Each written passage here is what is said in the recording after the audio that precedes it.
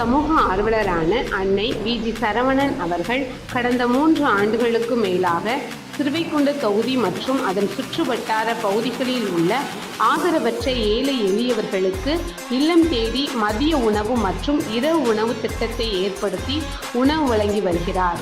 இந்நிலையில் தமிழக வெற்றிக் கழகத்தின் ஐம்பெரும் கொள்கை தலைவர்களின் ஒருவரான சமூக ஆர்வலர் அஞ்சலை அம்மாளை கொள்கை தலைவராக அறிவித்ததன் ஏற்பால் தமிழக வெற்றிக் கழகத்துடன் இணைந்து தமிழக வெற்றிக் கழக தலைவர் தளபதி திரு விஜய் அவர்களின் ஆசியுடன் கழக பொதுச் செயலாளர் அண்ணன் புத்தி என் ஆனந்த் அவர்களின் வழிகாட்டுதலின்படியும் 1000வது நாள் மதிய உணவு மற்றும் இரவு உணவு திட்டத்தை தமிழக வெற்றிக் கழகத்துடன் இணைந்து வழங்கி வருகிறார்.